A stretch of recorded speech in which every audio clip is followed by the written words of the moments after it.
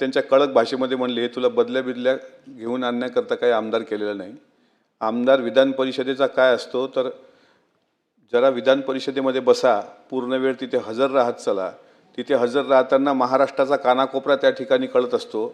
चांगले चांगले संसदपटू त्या विधान परिषदेमध्ये आहेत आणि हे अशा बदल्याची कामं, मोठे मोठे रस्त्याची कामं हे विधानसभेच्या लोकांची असतात. हे विधान परिषदेच्या लोकांनी फारसं डोकं घालायचं नाही.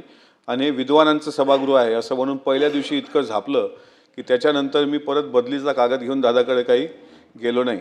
आणि शेवटी राजकारणामध्ये माझ्यासारखा छोटा कार्यकर्ता मोठा होत असताना अनेक ॲलिगेशन झाले. तसं पहिल्याच वर्षी 1 वर्ष पूर्ण झालं आणि कोणीतरी तक्रार केली की तुमच्या कार्यकर्ता जो आहे मिटकरी त्याने अकोल्यात 1.5 कोटीचा बंगलाच घेतला आहे म्हणले. दादानी परत ज्या दिवशी मी एकदा आलो, दादाच्या लक्षात होतं. दादा म्हणाले, शहाण्या पहिल्याच वर्षी 1.5 कोटीचा बंगला घेतला आहे रे.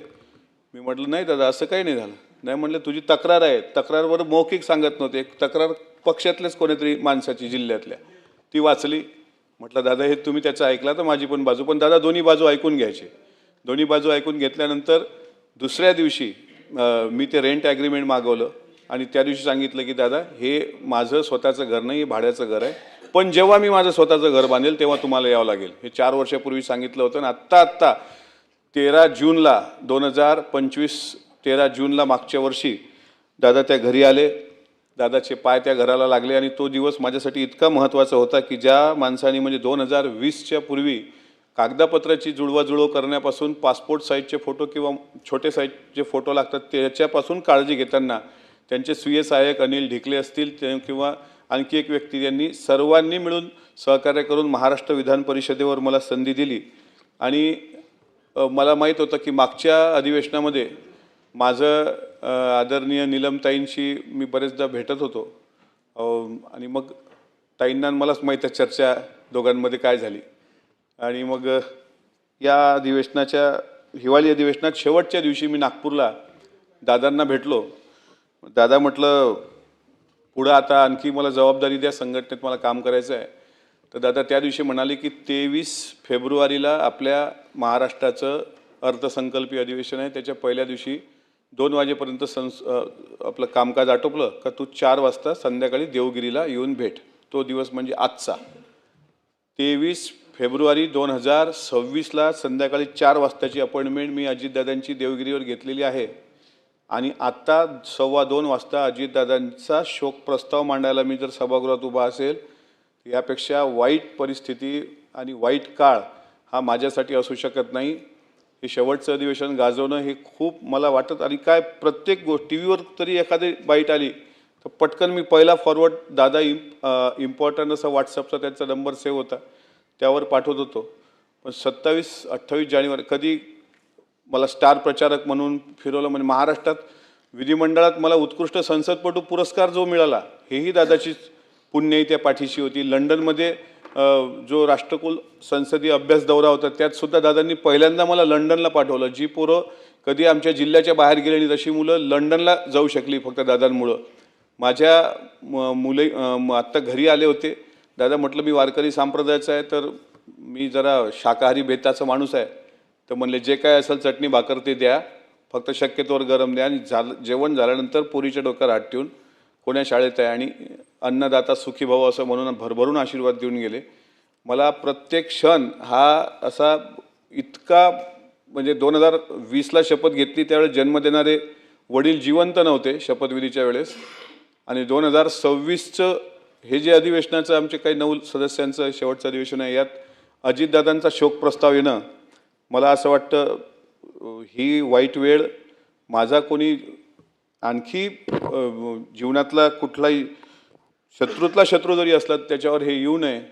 कारण अजितदादाचं जाणं म्हणजे महाराष्ट्राचं शिवशाहू फुले आंबेडकरी चळवळीचं कधी न भरून निघणारं नुकसान आहे.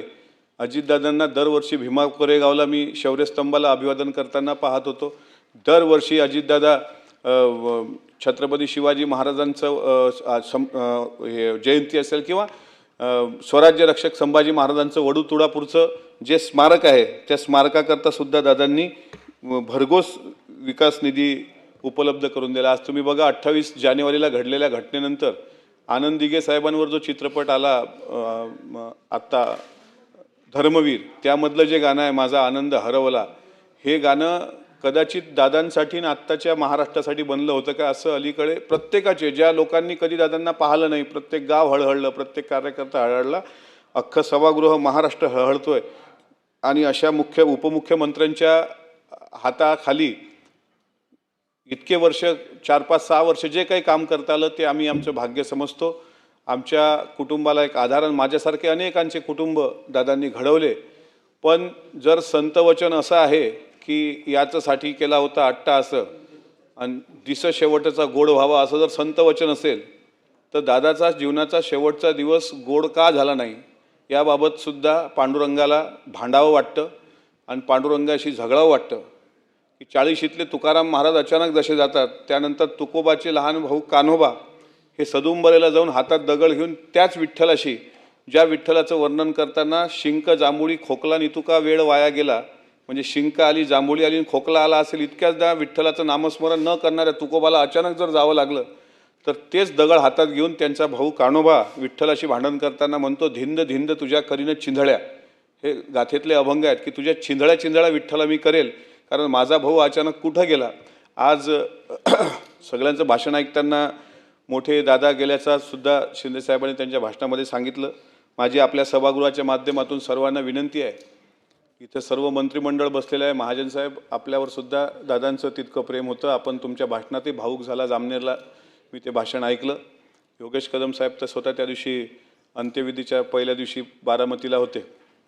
सरनाईक साहेब, आपण सगळेजण मंत्रिमंडळातले सहकारी आहात, ज्येष्ठ आहात, आम्ही फार लहान माणसं आहोत.